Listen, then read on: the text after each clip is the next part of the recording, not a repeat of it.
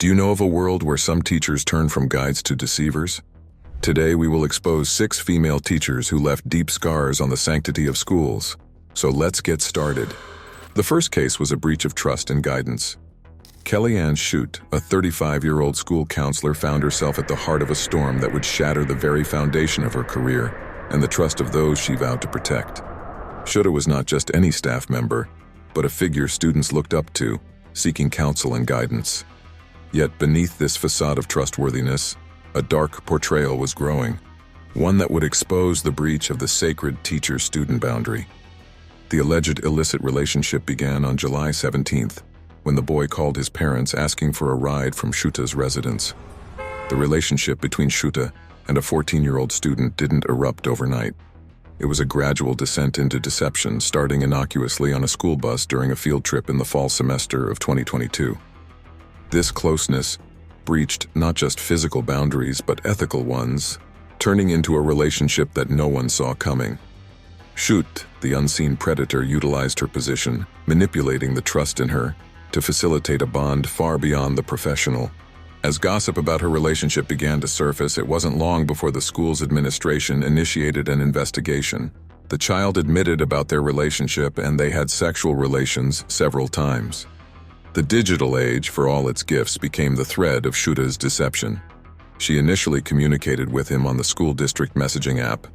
A detailed examination of the student's cell phone revealed a plethora of messages and pictures, painting a clear picture of the relationship. Surveillance footage and handwritten notes only added weight to the evidence, firmly cementing the accusations against Schutt in reality. Schutt faced 3 counts of institutional sexual assault, 3 counts of indecent assault of a person less than 16 years old, and 1 count of corruption of minors. Her arrest sent shockwaves through the school and the wider community, revealing the betrayal that crept within. On administrative leave since the investigation began in July, the revelation cemented the end of Schutt's career as a counselor and her standing in the community. The school district, led by Superintendent Angelo Barrios, found itself in a delicate position, emphasizing the secrecy of the matter and the parties involved, balancing the privacy of the student and his family with the community's demand for answers and accountability. The district's acknowledgement of Schutt being on leave since the investigation's inception did little to quiet the storm of questions and concerns from parents and students alike. As Schutt faced the court for her preliminary hearing on November 10th, the reality of her actions and their consequences settled in. The community, once a haven for learning and development, was now a ground zero of betrayal, struggling to reconcile the image of the trusted counselor with the actions of a predator. Finally, the school focused on healing and rebuilding the trust shattered by one of its own. The legal system's wheels turned, ensuring justice for the young victim, whose courage to come forward would pave the way for change, ensuring that the hallowed halls of school would once again be places of knowledge and trust. But if you think this case is an extreme form of irresponsibility and betrayal, then you're wrong, because the next case will give you more chills. In the heart of Virginia, Megan Pauline Jordan, a 25-year-old educator, lived a life that mirrored perfection. With a recent marriage celebrated on social media and an online store showcasing her creativity, Jordan's life seemed idyllic. However, beneath this facade of normalcy and professional dedication, a disturbing secret lay hidden. Jordan's dual life, one of a trusted teacher and the other of an abuser, would soon tatter in a shocking expose that rocked her community to its core. The turning point came when the Henrico Police Department received a tip-off in June 2023, sparking an investigation revealing the reality of Jordan's relationship with a 14-year-old student. The discovery of DNA evidence on the student's bedsheets was a damning revelation, eroding any remnants of doubt regarding the nature of their interactions. This evidence, coupled with detailed investigations, laid bare the extent of Jordan's breach of trust. As the legal proceedings developed, Jordan faced the gravity of her actions. Charged with 8 counts of carnal knowledge and 2 counts of indecent liberties, the courtroom became the arena where Jordan's fate would be sealed. Her guilty plea marked a somber conclusion to a case that not only ended her career, but also marked the beginning of a lengthy legal battle. Shannon Taylor, Henrico County Commonwealth Attorney, stated that Jordan faces up to 50 years in prison for the charges she has pleaded guilty to. Taylor thanked law enforcement for removing a predator from the streets. The fallout from Jordan's case sent shockwaves through the community, igniting a firestorm on social media. Students and parents alike grappled with a mix of disbelief and outrage, struggling to reconcile the image of the teacher they knew with the reality of her actions. The school's response, while swift, highlighted the broader implications for trust in educators. In a profession built on the foundation of guiding young minds, Jordan's fall from grace served as a chilling reminder of the existing vulnerabilities. As the community seeks to heal from the betrayal, questions linger about the mechanisms in place to protect students from such predators. Jordan's case highlights the need for vigilance and stringent background checks, emphasizing that trust in educators should be accompanied by potent safeguards to prevent such abuses of power. At the end, the legal system's role in delivering justice for the victim remains paramount. As Jordan awaits sentencing, the focus shifts to the compensation and support for the young victim, whose life has been irrevocably changed. The path to recovery will be long and fraught with challenges, but it also serves as a crucial step toward restoring faith in the institutions meant to protect our children. Megan Pauline Jordan's case shows the thin line between trust and betrayal in the sacred teacher-student relationship. As the community reflects on the lessons learned, the commitment to ensuring the safety and well-being of students remains persistent, forging a path toward a secure environment for education. Now, we all know this is a world of advancement in technology, and everybody has access to the digital world and social media. But what happens when these advancements come with grave consequences for minors? This next case will shock you. In a small town where everyone knows each other, Caitlin Barnes, a 30-year-old teacher from Boonville Junior High, turned from a trusted educator to the center of a scandal. Using Snapchat, an app where messages disappear, she crossed a line that shook the community's faith in those they trust with their children.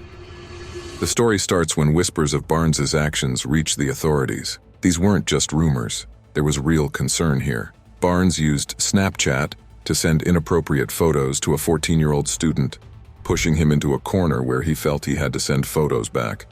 She also encouraged her minor student to videotape.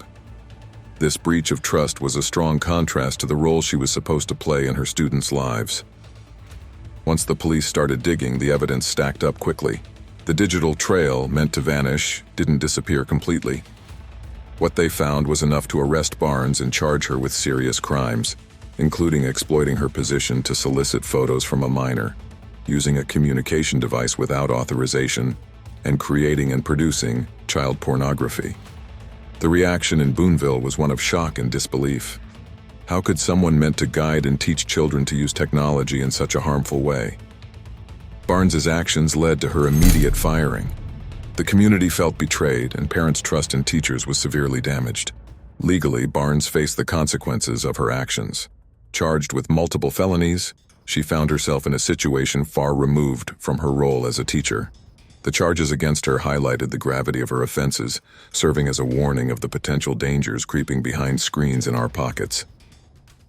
For the victim and other students at Boonville Junior High, the incident was a harsh lesson in trust and the potential misuse of technology. Parents, educators, and students were forced to confront the reality that those tasked with protecting and educating young minds could exploit their positions. As Barnes awaited trial, the Boonville community began the slow process of healing and re-establishing the broken trust. This case served as a reminder of the importance of vigilance in monitoring the interactions between educators and students, especially in a digital age where messages can disappear. Still, the impact of those messages can last a lifetime. In the aftermath, there's hope that justice for the victim and measures to prevent similar incidents will emerge. The impact of technology in modern society and the legal system's role in addressing these challenges. It also emphasizes the need for ongoing dialogue and education on digital safety and ethics in the educator-student relationship. Barnes's case ends with a community's trust broken, but can Carmack's actions at Lakey High School signal a deeper crisis in our school's sanctuaries of learning? Let's find out. Haley Clifton Carmack, a 26-year-old teacher at Lakey High School, was entrusted with nurturing young minds. Yet beneath this mask of responsibility, a troubling story grew, one that challenged the very foundation of trust within educational settings. The exposure began with a brave student stepping forward, revealing a secret that would ignite a comprehensive investigation. This student shared concerns about Carmack's behavior, which seemed to breach the professional boundaries expected between a teacher and her students. The allegations pointed to an inappropriate relationship between Carmack and a 16-year-old student, a revelation that shook the community to its core. Authorities took these allegations seriously, launching an investigation that would soon find a digital trail of indiscretion. Messages and photographs served as damning evidence of the relationship, contradicting Carmack's initial denials. But the betrayal didn't end with her. The student's father, who had knowledge of and even facilitated this inappropriate relationship, found himself trapped in the web of deception. He admitted his role in this heinous relationship. His complicity added another layer of complexity to an already disturbing case. As the legal system leaped into action, Carmack was arrested on December 8, 2023. Carmack and the complicit father faced the consequences of their actions. On January 4th, Pulaski County prosecutors charged Clifton Carmack with felony counts of second-degree statutory rape, sexual contact with a student, fourth-degree child molestation, and second-degree endangering the welfare of a child. These charges reflected the severity of her breach of trust and the harm inflicted upon her victim. Meanwhile, the father's willingness to overlook the relationship led to his arrest, highlighting the importance of parental responsibility in safeguarding children's welfare. The community's response was one of disbelief and outrage. The revelation of Carmack's actions prompted a deeper examination of the relationships between educators and students, sparking discussions on the measures needed to prevent similar incidents. The legal system's swift action acted as a cold comfort to those disturbed by the ease with which such boundaries could be crossed. Carmack's case underlines the need for vigilance and transparency within educational institutions. The charges against her and the student's father underlined the legal and moral obligations breached in this instance. As for the outcome, the legal proceedings aimed to ensure justice for the victim, though the scars left by such betrayal are not easily healed. The father of the child who was arrested was released after posting a bond of $50,000. On the other hand, Carmack is currently kept in Cow County Jail, Texas. The online court records show that she was to be held on a $250,000 bond. This case shows the importance of maintaining professional boundaries and the critical role of oversight in protecting students. Now, after Carmack's dark desires are revealed, let's move toward another case where a fake persona caused grave damage to the community. The case of Alyssa Ann Zinger in the evolving digital age comes out as a web of the complexities and dangers creeping into our online world. Zinger, a 22-year-old woman from Tampa, Florida, masterfully crafted a false identity, presenting herself as a homeschooled 14-year-old. This act was not just an innocent experiment in social media manipulation, but a calculated move to infiltrate the lives of unsuspecting middle schoolers, leading to a series of events that would evolve with serious legal repercussions. The beginning of Zinger's deception was marked by her engagement on platforms like Snapchat, where the temporary nature of communication often gives users a false sense of security. Her interactions, however, were anything but benign. Over time, Zinger initiated and maintained sexual relationships with minors, her actions concealed behind the digital persona she had created. This deceit, which spanned from May to September, not only betrayed the trust of her victims but also exposed the vulnerability of young individuals using social media. The consequences of Zinger's actions came to a head when her true intentions and activities were exposed. Alyssa was arrested for allegedly engaging in at least 30 sexual acts with at least one student and sending explicit videos to several more. Charged with 2 counts of lewd and lascivious battery and 5 counts of lewd or lascivious molestation on victims aged 12 to 15, the legal system responded with a clear message. Such predatory behavior, irrespective of the medium through which it's conducted, would not be tolerated. Zinger's ability to so easily deceive and harm stressed the critical need for platforms to implement stronger protective measures and for parents and guardians to engage in open, honest discussions with their children about the realities of online interactions.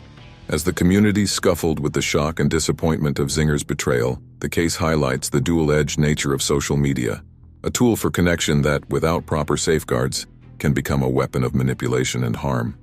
For the victims and their families, the journey toward healing was just beginning, a path fraught with challenges, but also the possibility of reclaiming a sense of security and trust that had been so callously violated. There is also a need to critically assess our online environments. advocate for safer digital spaces, and educate the next generation on accessing the online world with caution and awareness.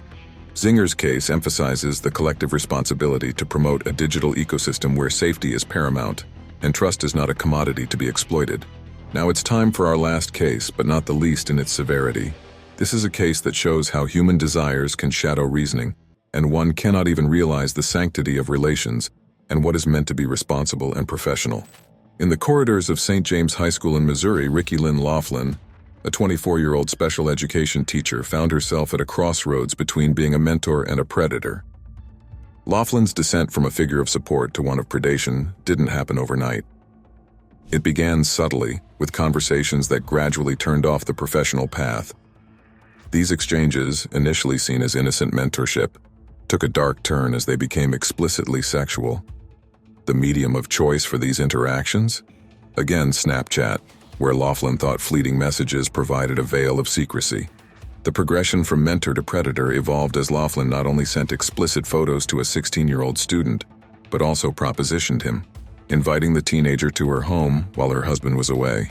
It was an offer laced with the promise of secrecy, one that put the student in an unimaginably complex situation. Despite the teenager's discomfort and refusal to meet, the damage was done. The trust inherent in the student-teacher relationship was irrevocably broken. The revelation of Laughlin's actions began with a brave disclosure by the student involved.